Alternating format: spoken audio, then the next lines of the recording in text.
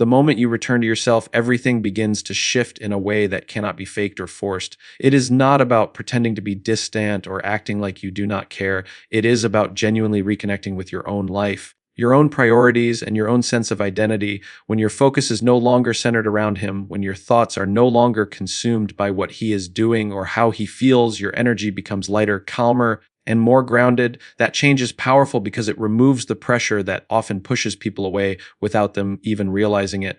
When a woman loses herself in trying to keep someone interested, she unintentionally sends a message that her world revolves around that person.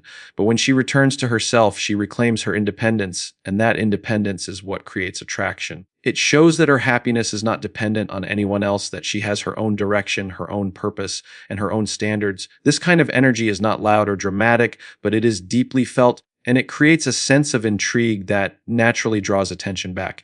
He begins to notice the difference, not because you are doing something specific to get his attention, but because you are no longer doing the things that once made your presence predictable. There is no longer constant reassurance, no longer over-explaining, no longer the need to prove your worth.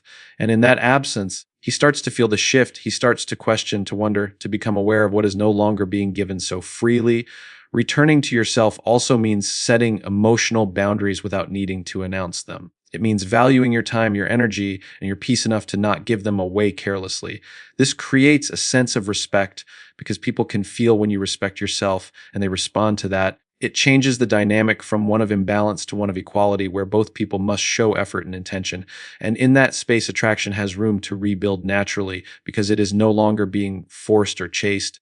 It is being allowed to grow through presence, confidence, and quiet self-assurance. When you stop trying to pull him closer, you remove the invisible pressure that often makes someone step back without even realizing why. Constant effort, constant messaging, constant attempts to fix or hold things together can start to feel overwhelming, even if the intention behind it is genuine. It creates a dynamic where one person is always giving and the other is unconsciously retreating, not because they don't care, but because they no longer feel the space to come forward on their own.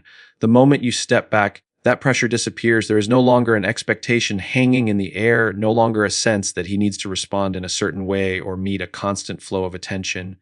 And in that absence of pressure, something changes. He begins to feel the quiet, the gap that used to be filled by your energy. What once felt constant is now missing, and that absence creates awareness. When you stop pulling, you allow him to move freely, and freedom is where genuine desire begins to show itself. Because real interest cannot be forced, it has to come from within. When someone feels like they are being pushed, they resist, but when they feel space, they lean in. That is the natural balance of human behavior. By stepping back, you are not losing control, you are restoring it in a way that is calm and unspoken. This also shifts the emotional dynamic. Instead of you doing all the work to maintain the connection, the responsibility becomes shared. He now has the opportunity to reach out, to initiate, to invest his own energy. And that investment is important because people value what they contribute to. When he starts putting in effort, even in small ways, he becomes more engaged, more present, more aware of the connection. It is not about creating distance for the sake of it. It is about allowing space for something real to grow. When you stop forcing closeness, you make room for natural attraction to return, and that attraction feels stronger. Stronger because it is chosen, not pushed, not pressured, not expected, but freely given. When you stop over-giving, over-explaining, and overcompensating, you begin to restore a sense of balance that was quietly lost. Over-giving often comes from a place of wanting to be enough, of trying to secure the connection by offering more time, more energy, more attention than is being received. But instead of strengthening the bond, it can slowly create an imbalance where your effort feels expected rather than appreciated. The more you give without equal return, the less value it seems to carry, not because it isn't meaningful, but because it becomes predictable. Over-explaining follows the same pattern. Trying to clarify every feeling, justify every reaction, or make sure there is no misunderstanding can come from a good place, but it removes the natural mystery that keeps someone engaged. When everything is constantly explained, there is nothing left to interpret, nothing left to wonder about, and curiosity fades when there is no space for imagination or discovery. Overcompensating adds another layer where you try to fix gaps in the connection by doing even more, being more available, more understanding, more accommodating, but this can unintentionally signal that you are willing to carry the entire weight of the relationship alone. And when one person carries everything, the other has little reason to step in or grow. The moment you pull back from these patterns, something important happens. You create space for him to notice what is no longer being handed to him so easily. Your attention, your effort, Your emotional investment begin to feel valuable again because they are no longer constant or guaranteed. This does not mean becoming distant or uncaring. It means becoming intentional.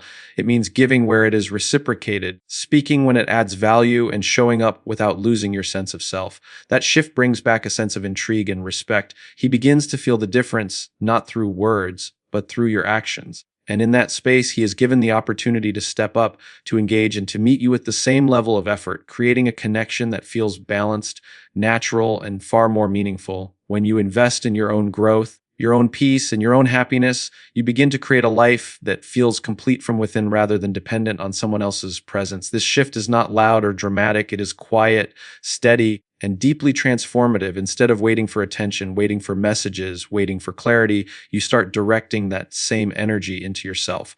Your focus changes from what is missing to what can be built, and that alone alters the way you show up in every interaction. Growth means you are no longer standing still emotionally. You are learning, evolving, and becoming more aware of your needs, your standards, and your boundaries. When you are committed to becoming better, not for someone else, but for yourself, it naturally raises your sense of self-worth. And when self-worth rises, tolerance for inconsistency, confusion, and half-effort begins to fall. You start to recognize what aligns with you and what does not without needing constant reassurance.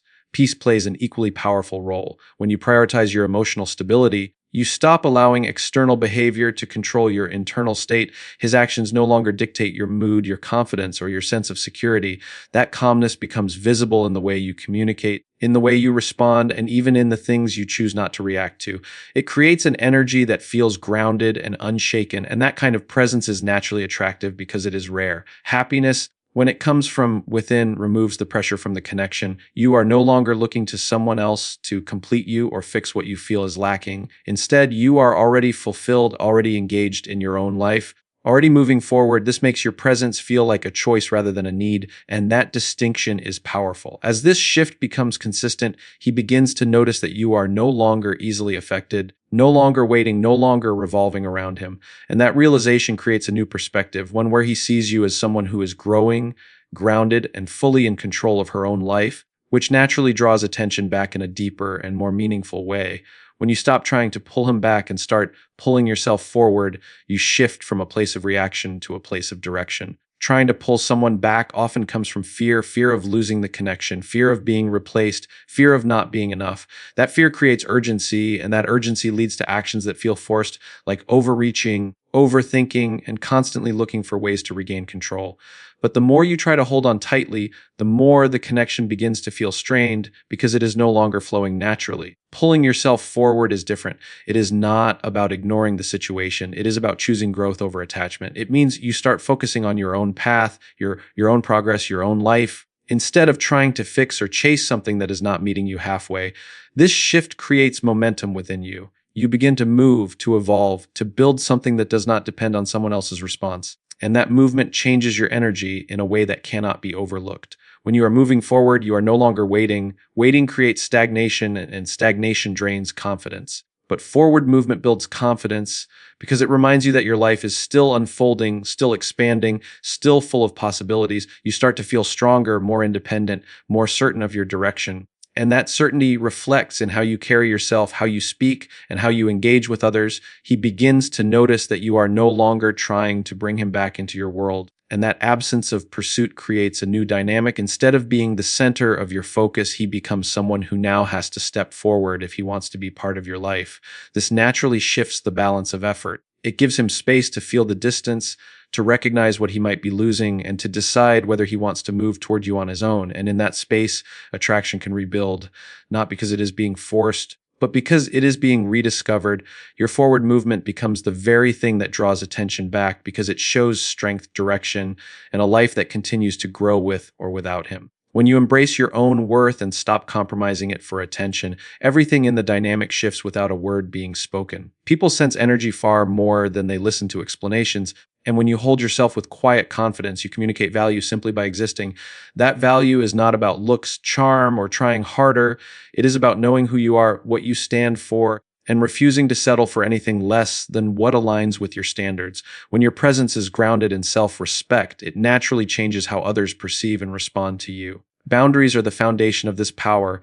By setting limits on what you will accept, how you allow yourself to be treated, and where you invest your energy, you create a structure that protects your emotional and mental space. Boundaries are not walls, they are markers of value, a clear signal that your time, attention, and energy are not disposable. When someone sees that you honor yourself in this way, it sparks curiosity and respect. They begin to notice what was once overlooked, and the effort required to earn your attention becomes meaningful. Attraction is amplified not by chasing or proving, but by demonstrating consistency in self-worth. When you stop adjusting your behavior to gain approval, when you no longer overcompensate or overexplain, you create an aura of independence. That independence is magnetic because it signals emotional stability. A person drawn to you starts to see you as someone who is complete on your own, someone whose attention and presence are choices, not obligations. That choice creates desire because human nature values what is not freely given without thought. Confidence built on self-awareness also shifts the energy of interactions. You engage with clarity, speak with intention, and respond without desperation. That steadiness removes unpredictability born from neediness, replacing it with intrigue and respect. The stronger your sense of self becomes, the less you feel compelled to chase, explain, or justify. Instead, you focus on your life, your goals, your growth, and your happiness. That focus naturally draws attention, curiosity, and genuine interest because it signals that being part of your life is meaningful, not automatic. When you embody self-worth, maintain boundaries, and live from your own center, the pull of attraction becomes inevitable. People are drawn not to what they can take, but to what they must earn. And that dynamic creates connection built on respect, intrigue, and genuine desire.